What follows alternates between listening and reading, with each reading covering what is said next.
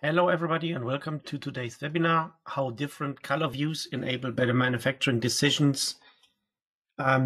This is a webinar in which I will only show the VAPS, so we will run through some VAPS specific functionalities today and how they, by applying different color views, can help you make better decisions.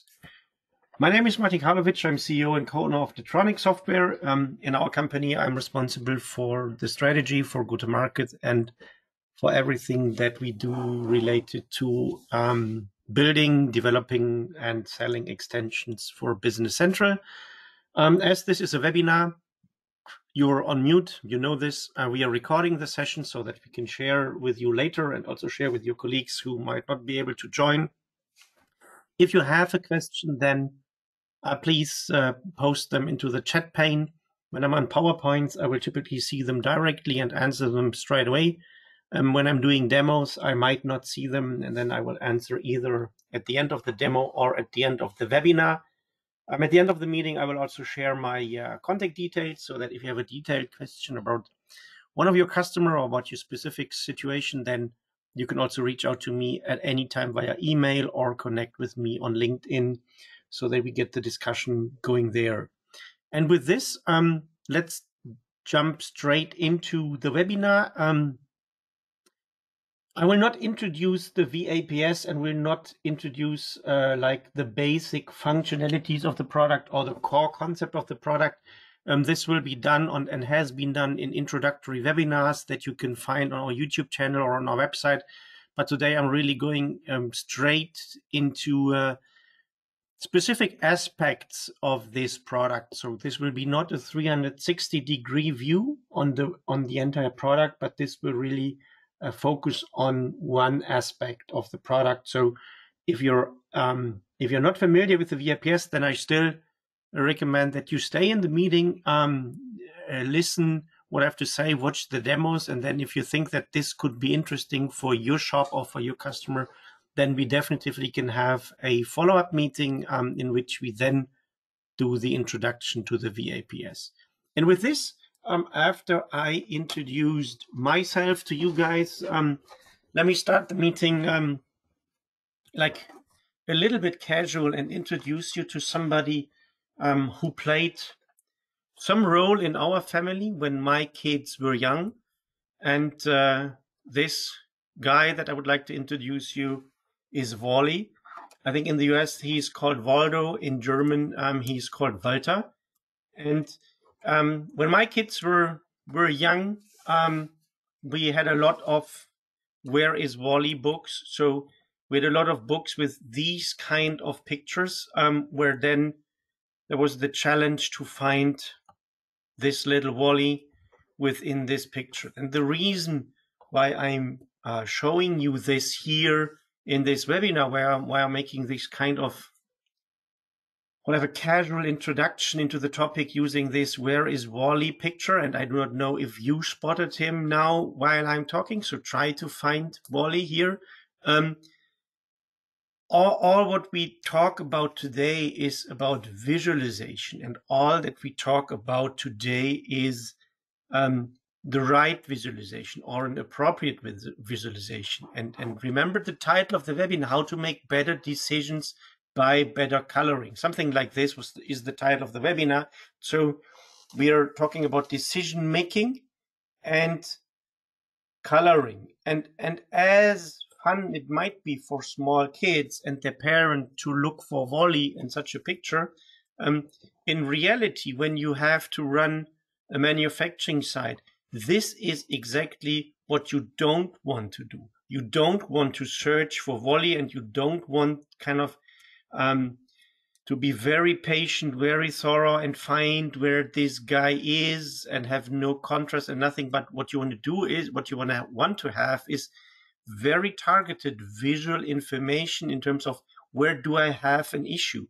And we are building visualization technology, and we are building visual scheduling software. And hence, we think a lot about visualization, how to make things visual, what is good visualization, what is a not so good visualization. And I think one of the biggest danger when building any kind of visualization is that you create visual overkill, right? So that you provide too many visual information in one picture so that you in the end cannot find what you want to have. And this picture here, this is visual overkill, right? In this case here, it is a wanted visual overkill because the guys inventing Wall-E and the guys inventing these pictures, they want kids and their parents actually to find the needle in the haystack. But we as a provider of visual scheduling extensions do not want you to challenge to find the needle in the haystack. We want to kind of point you to the decision relevant information fast and clear, and hence like visual overkill is something that can very easily happen when you build visual schedule solutions. And this is also something that we always tend to have in our discussions when we build our product. So let me give you just an example of visualization options. And there's this little sentence here that we do some things differently than shown on this slide, and this is on purpose. But I just want to kind of show you how things can go when you start to think about visualization. Okay, let's start with the easy thing, right? You have a machine center and you have an operation from a production order 1, 2, 3, 4. And then you can visualize this operation from this production order 1, 2, 3, 4 with this little bar, this indicating the start and this indicating the time. And this is on the machine center. Okay, very easy thing. In reality, of course, you don't have one production order or one operation at this machine center, but you have multiple. So here it is just 4. And you see already one thing that you have to think about is if you have text on these bubbles, what happens when the number is longer than the bar is, then of course you can crop it here or you can make it 2 columns, whatever. So this is the kind of first design decision that you have. Then, of course, you have these bars and they are from different production orders. So now how should this look like when I select one of these operations, and how can I show the due date given that I have multiple production orders in one line and that I cannot show or should not show the production order for every bubble here. So then we made it in a way that when you select it, the border is somehow thicker and there is another line, a vertical line that shows me the due date. So now what happens if I select something and show the due date, but now it's late? Well, then we make it like this, right? We color the bar. It is red now, showing I have a problem. It is selected. I have the border, and I still show the due date so that I can also make an assessment how late this is, right? So it's selected. If it's not selected, then you wouldn't see the due date. The due date with us always comes only when it's selected. So now, what is if it is late and there is material missing and it is not selected? Well, then it could look something like this. And with us, it does not look like this. So we have no extra symbol for missing material, but I have seen applications where they had the bar that shows from when to when it goes. It was colored in red or in some color, and it was colored in red when it was late. And there was the other icon for material availability on top of this bar. And when it was late, it was red. When the material was available and when there was some option to move it to the left, then, I mean, you can indicate it like this. You can say, okay, here the material is available, and you could put something like this here that can tell you, hey, this can actually be moved to the left. Then what is if the material is available and it cannot get moved to the left? Well, you can make this thing red. And then last thing is, how will this look like if this is selected? Well, then you would see also the selection border, and you would see this little thing here. And again, we don't do some things of this because this is just one machine center with 4 operations. But think of a schedule, and we have customers that have schedules with thousands of operations. If you have thousands of operations on your schedule, and then on every operation, You have a symbol for the due date, you have a symbol for material availability, you have a color for late, not late. The symbol for material availability has some color coding. Then you have some indication if you can move it left or can move it right. And this symbol again has some color coding. Then I would sense you would not see the forest for all the trees.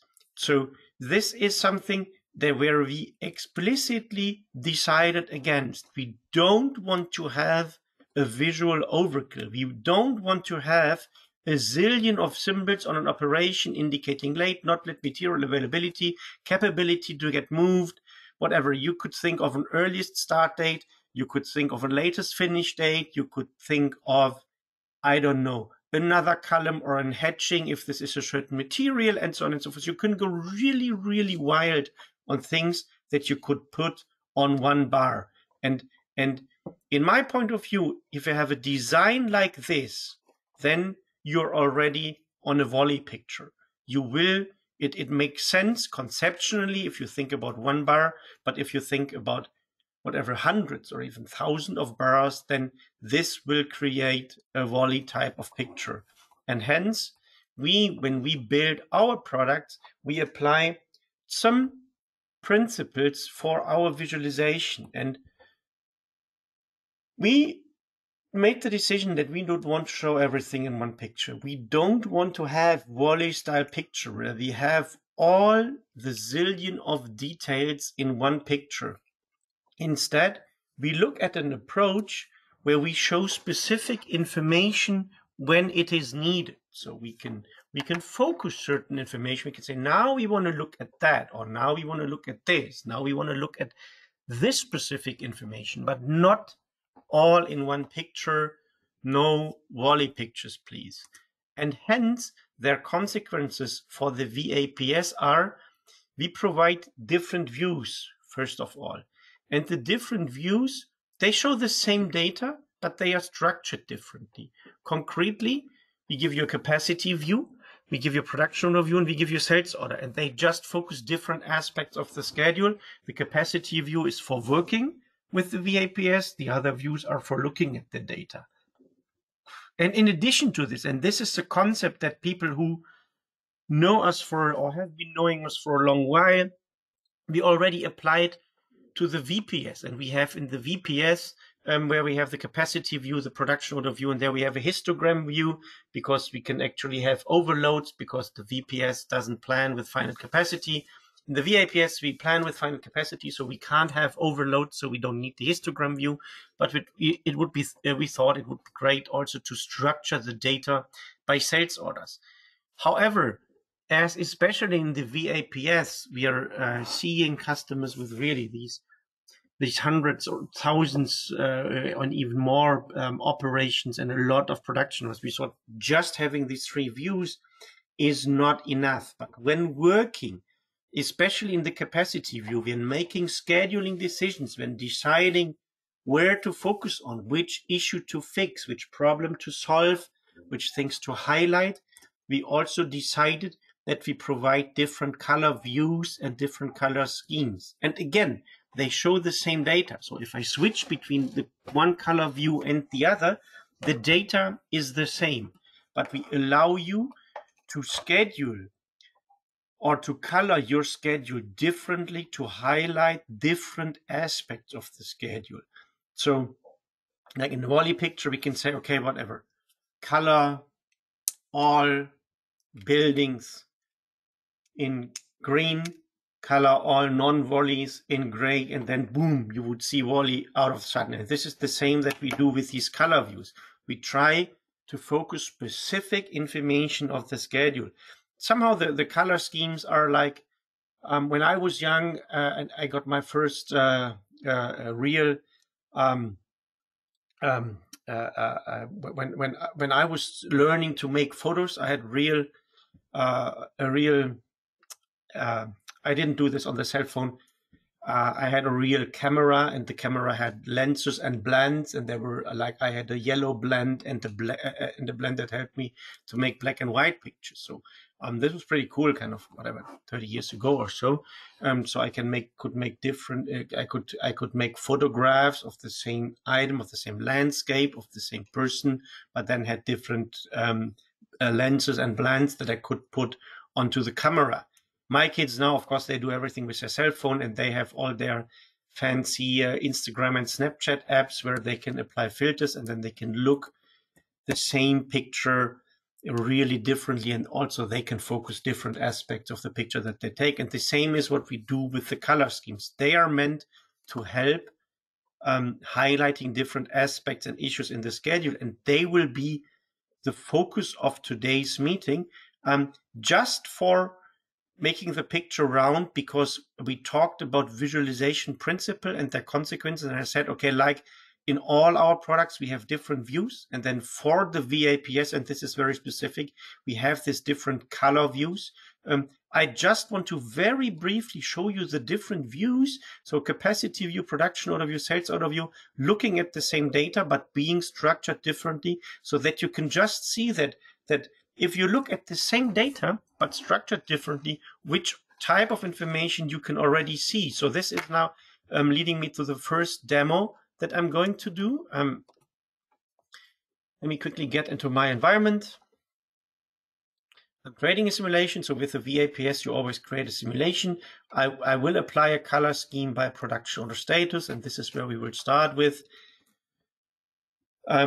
And now I can actually view my simulation. So I can view my schedule, and then I can build my schedule without impacting my work order list. And then if I'm ready, I can publish the simulation, and then we update the production orders accordingly. But this is subject of another meeting. So here is my capacity view, which shows me my departments or my work center groups, my work centers and my machine centers on the left-hand side. Every production order, because I selected it's colored by status. So orange are the release ones, dark blue the firm plans, and this light blue guy here is a planned production order that I put into the schedule. And you see, if I select this, then we see the routing of this. After let me deselect it. So when I select it as well, we see information if there is a restriction in terms of an earliest start date, and somewhere here we see the due date. So we see actually that it was pretty much scheduled at its earliest start date, and there is a lot of time buffered until the required due date. So if we like, we can move it out to get some capacity for some other production order. So this is the capacity view. It looks by work center, by machine center, and shows me basically the utilization of my machine centers for the loaded period of time. And then, not talking about coloring, but keeping the same color mode, we have a view that helps us looking at the production orders. Because here you see, I selected this, so I have this production order. I could, of course, double click it, and I see, okay, this is one production order for one item, just one production order line. And from here, I could go into the routing. But if I would look like at the production order in its entirety, it might make more sense to say, okay, hey, actually show me this thing in the production order view. And then I would go here, and then we have a view that is structured by the production order status. So released on the top, firm planned here, and then the planned here.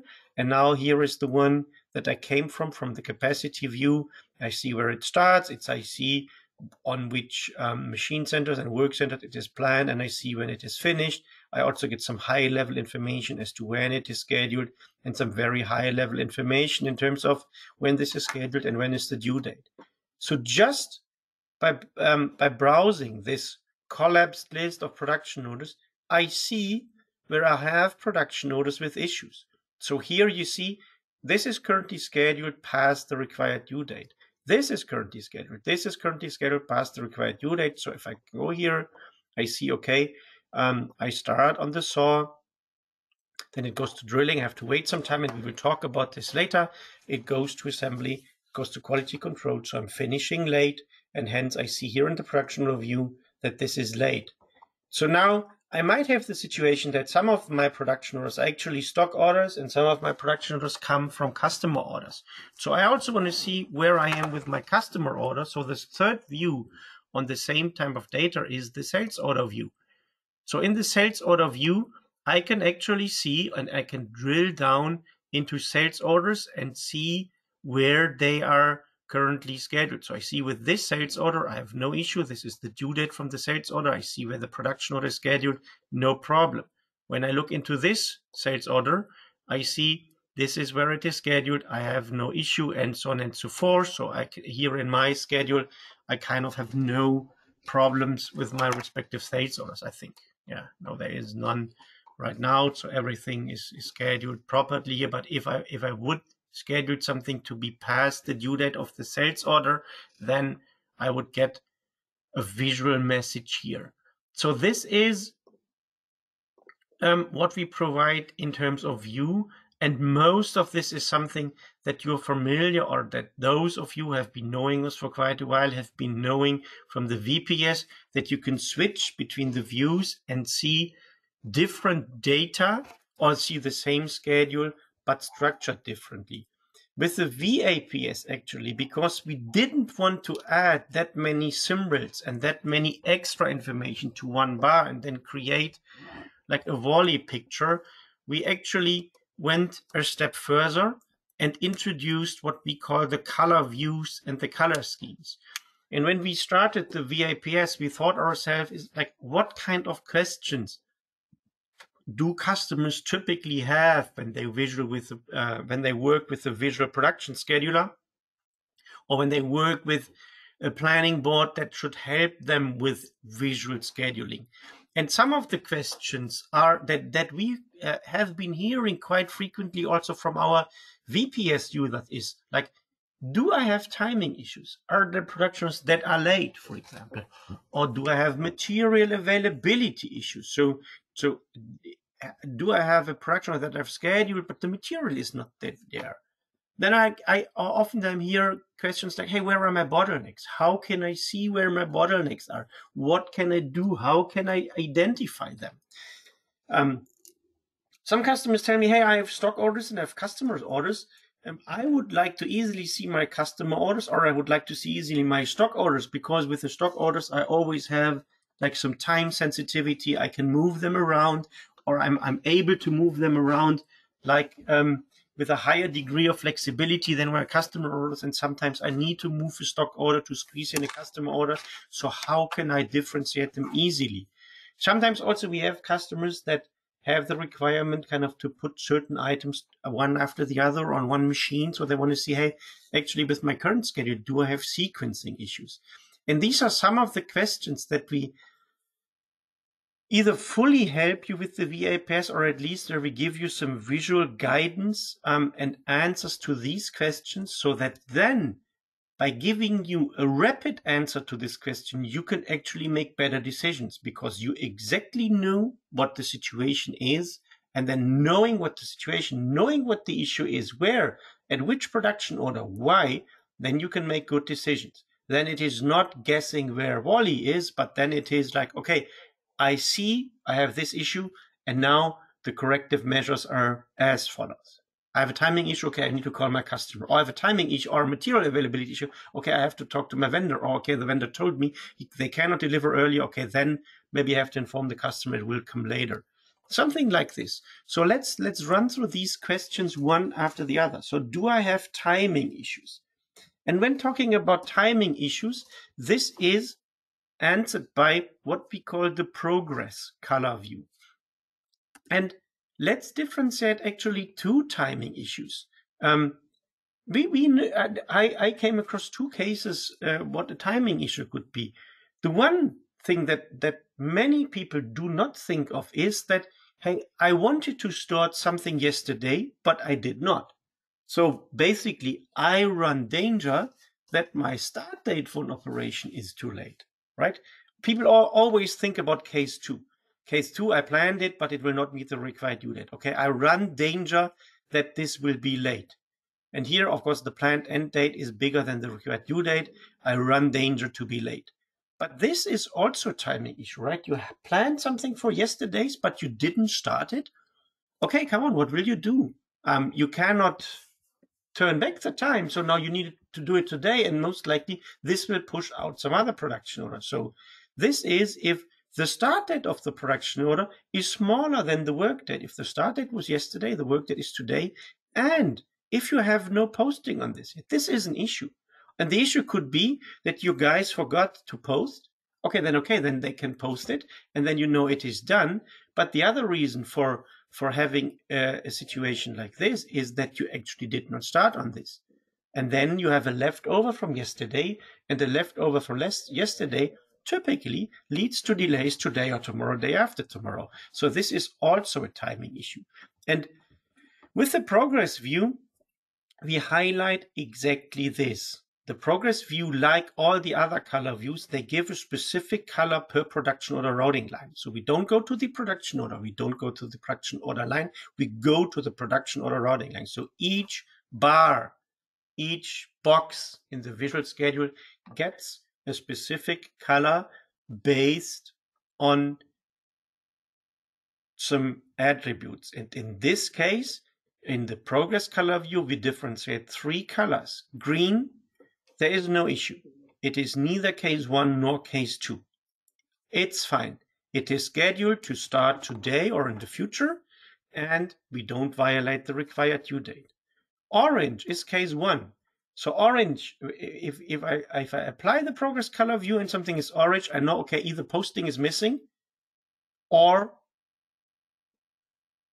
I didn't start it, I have to move it. And red is case 2, so I planned it, and currently my plan is that I will violate the required due date. So actually, let's have a look at the progress view.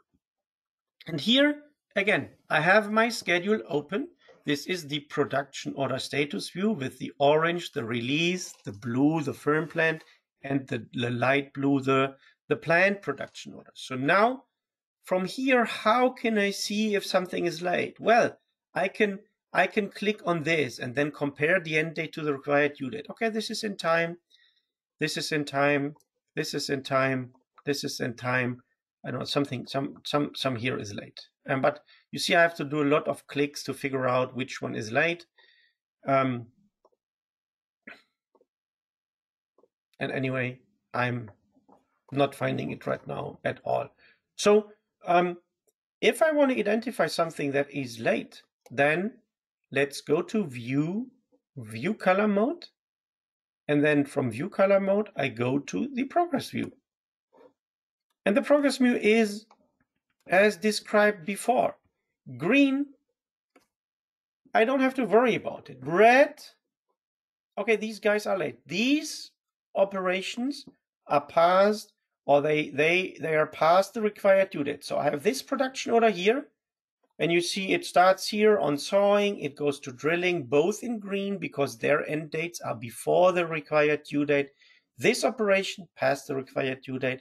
This operation passed the required due date, shown in red. So then I know I potentially need to take action on this and this. And following the link, I also see I would need to take action on this as well. Same here. It's shown here. Just this one is red. Can I make changes to it? Well, most likely only if I accelerate this one, then move this one to the left, then move this to the left, and then move this to the left. So I at least see things where I could take actions. I mean, I can do this now. I could say, okay, after here or here, whatever. I take this one, I move it to an earlier point of time, and let me actually see, sorry for that. I see I have a capacity here, and then I could move this forward. So let me bring this one a little bit earlier. Now it's here somewhere. Then from here I can say, okay, now scheduled successors. I want to accelerate everything, and then I see, okay, now this is actually in time, but this now turned red. So I shifted this out in order to facilitate here. So maybe now I need to change position again to make this in time. So now both end. Like you see, I could make targeted action to get this done in time. The other thing that I see is I not only have the red ones that are late, but I also have the orange one where this is my work date, the 17th of January. I scheduled this for yesterday and have no posting yet. So I need to call the welding guys and ask what is with production order, what kind of production number is this? What is with production order 101061? You guys were supposed to start it yesterday on welding 1. You should actually be finished by today morning. So what is the status? And if they say, well, you know what, we had a downtime, or we decided to pull other material on this and to set this to back burner, then I again would need to schedule it, right? I would say, okay, then I have to adapt my schedule and maybe move it to today, and then move everything else out on the welding machine. But then I might get actually delays, or in this case not, because my welding department is not that busy. But definitively I get changes to my schedule because I got the visual warning here that I have a timing issue. And this is something that the progress bar, the progress view immediately tells me. Where do I have timing issues? Green, I don't need to care. Orange, there is something that was supposed to start in the past and I don't have posting. So I don't have information if it started or not. And if and we have customers who collect shop floor data, whatever, very regularly, every half hour, every hour at the end of the shift. So if you collect shop floor data regularly, then these orange ones are really gold to you, because then you see immediately where you have leftovers from yesterday on your schedule, and then you can move them forward again. With the red ones, you see if you run danger or if there's danger to run late. So this is the progress view and how it can help you to make target decision based on if you have timing issues or not. The next issue that you can actually have is material availability issues, right? You can have something on your schedule and the material no longer will arrive in time.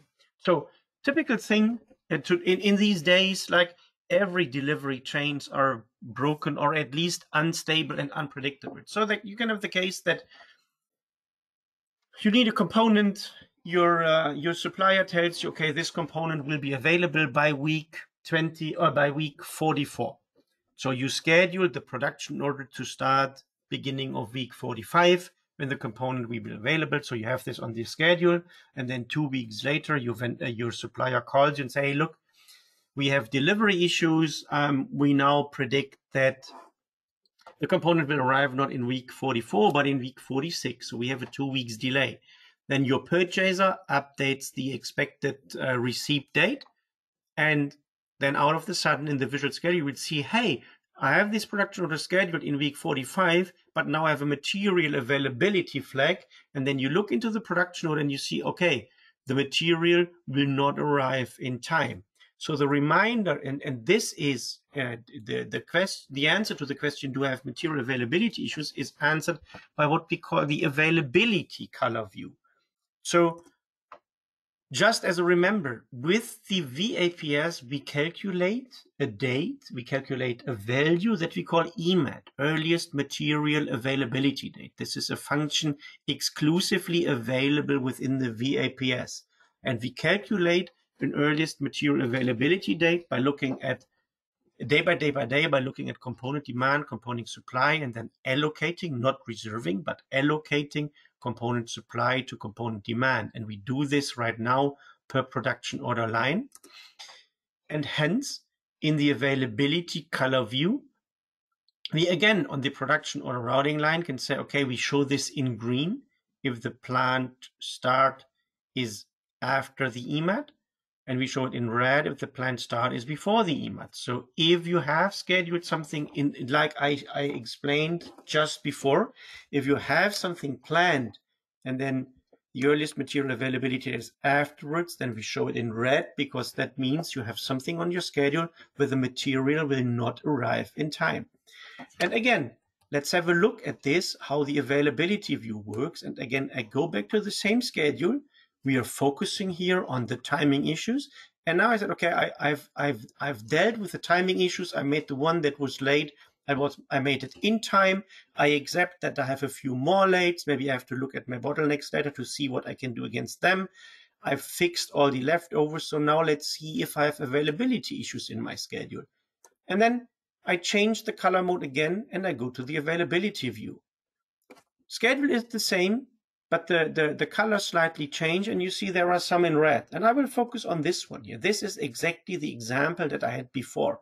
I put this on my schedule on welding machine 4 on the 1st of February based on expected receipt dates that I got from my supplier. And now something changed. The purchase order changed, and now I have a new material availability date. So let's very briefly look at the production order. I open it. On the production order line, we see, okay, we will start on the 1st of February. And here I see the earliest date that this material is available is the 13th of February. So we calculate this earliest material availability date for every production order line that we have. And if I go to the production order component lines here, then I see I need those 4 components. Component 1, 2, 3, they are available on the 17th of January, so they are available today. But this last component here, the earliest material availability date is the 13th of February. And if I look at this item,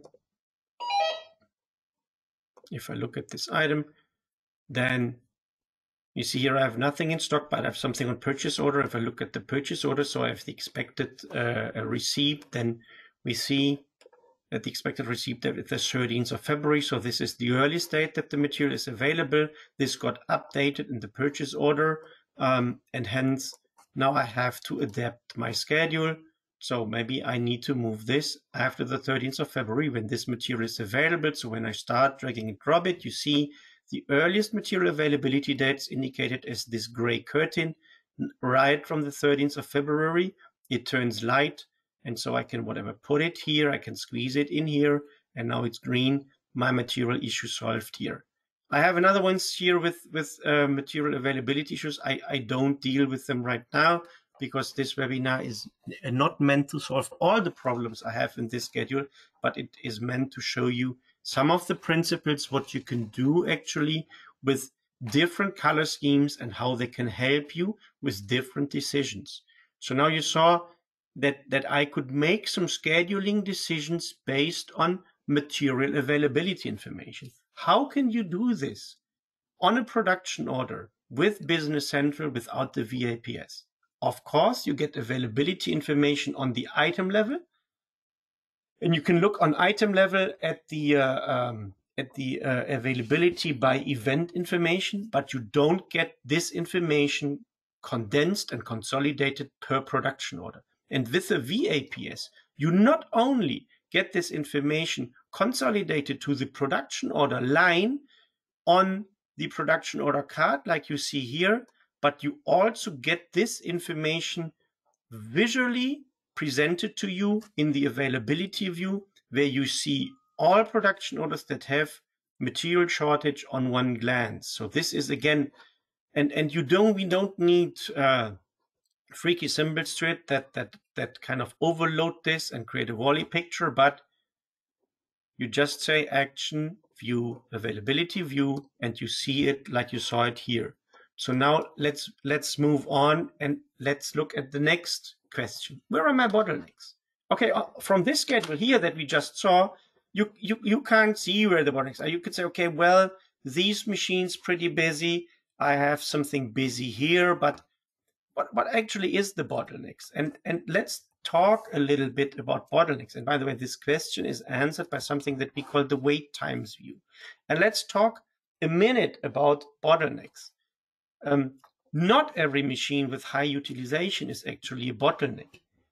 Typically, a bottleneck slows down your cycle time. So if you have a bottleneck, then this means you have operations waiting at your bottlenecks before you can start them.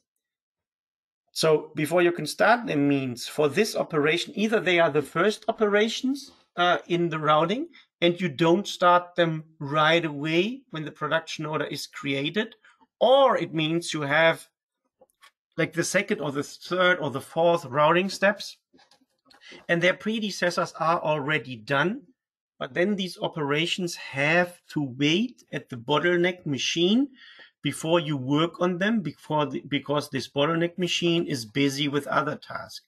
So This, in my point of view, describes a bottleneck. A bottleneck is described by you have operations waiting there in terms of they physically and theoretically they could be started, but they have to wait because the machine is busy with other operations.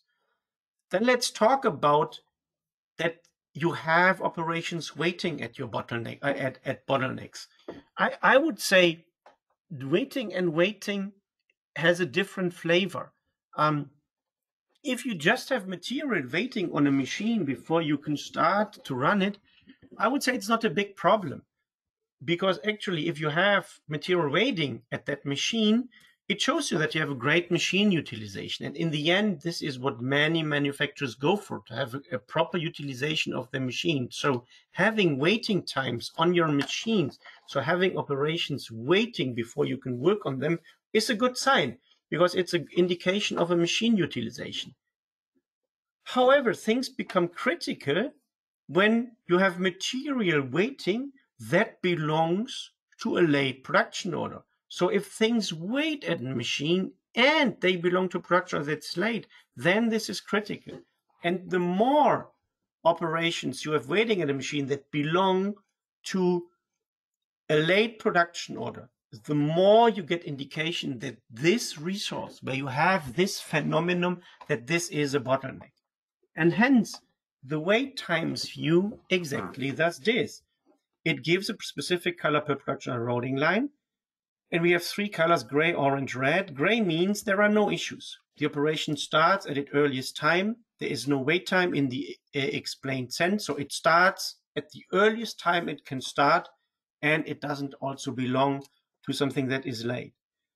We make a production order routing line orange if we could start it earlier. So there is some wait time. It has to wait on the machine it is scheduled on, but it's not part of a late production order. And we say, okay, we should monitor this, how this machine behaves. But if everything is orange, I would say it's fine. It's just a sign of good, proper utilization.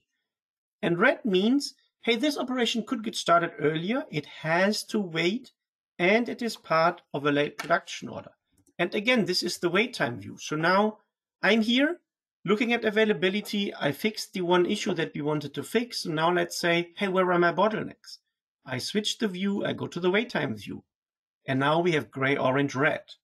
Right? And I see it's a mixed picture. I see some orange here. I say, okay, good, milling too, quite busy. I see a lot of orange here, and this is okay. It is okay that these things have to wait. So let's look what wait time means. So let's take a random one. So okay, this could have been started earlier. This one here, you see, it waits. It finishes here on my saw, and then it has to wait some time because we scheduled all those operations before it. And I would say this was pretty okay on drilling 2, but it starts becoming an issue here in week 7 because now these things wait. So this could have been started earlier, right? The production order was created earlier. This could have been started earlier. This could have been, look, it finished here, and then it waits before we schedule all those things. Now, they belong to a late production order and are on this drilling 2. So this, if we have a long queue of orange and then it turns somewhere into red, then it shows me, hey, now it's not only good machine utilization, but this is becoming a bottleneck. Like same here on quality control. Some things like they are scheduled here and to start as soon as they can, like this gray one here, right? It is finished here, boom, straight away to that machine center. Pretty okay. Then something waiting, and then again red. So, well, I would start, because my schedule here is pretty much downstream, so most of the routings have this structure. I would look at increasing capacity on drilling 2, either outsourcing stuff or maybe here making the weekend here work time so that I can squeeze in more of those so that I can accelerate also the following steps. Maybe increase something here so that I get these things done earlier, and then also see if this already helps to use some unused capacity here. So I have still a bit of unused capacity here, but most likely, in my case, I would need to increase capacity here and increase capacity here. The rest are pretty fine, but this is something that I immediately see with this view where I would start potentially looking at capacity increases. And this is always when I have a lot of orange ones turning then into increasing number of red ones. This tells me, hey, here it's too much load here. The machine is becoming a bottleneck. And if you're more of a job shop type of company, then of course you know that your bottlenecks keep on changing depending on what your the current item mixes that you produce. And then this is pretty useful because then you see this pattern of orange turning into red, varying whatever from month to month between different machines. So, but with this, we at least get an indication like where I'm facing issues in terms of where do I have operations that have to wait because other things are running, and where do I have operations that have to wait because other things are running and that are part of late production orders. And if this culminates, then definitely, hey, here's a bottleneck. Increase capacity in drilling, increase capacity in quality control, maybe whatever. Here in this week, and then in the subsequent week here, and then a lot of the things actually will get sorted out by this. So let's go back here. Another thing that we regularly hear is that we have a lot of customers who have a somewhat hybrid production. So they produce, all what they produce in the end goes to a concrete customer order, but they produce some components or some sub-assemblies on stock. So they have a bit of like smaller scale series production with things they produce on stock, and then they take it from stock and whatever, assemble it to their final customer deliveries. And the question we always get is like, how can I easily see my customer orders because I have some more time flexibility on the stock orders? And this can get answered by what we call the production order view or the production order view color scheme. And again, a reminder, or let's remember, with the VAPS, you can define a color per production order.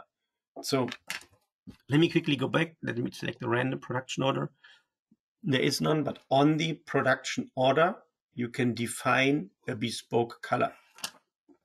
Okay, and this means this color field that I showed you on the production order header, this is accessible for everybody, so you can go there, but also your partner, or if your partner, you can access this via code.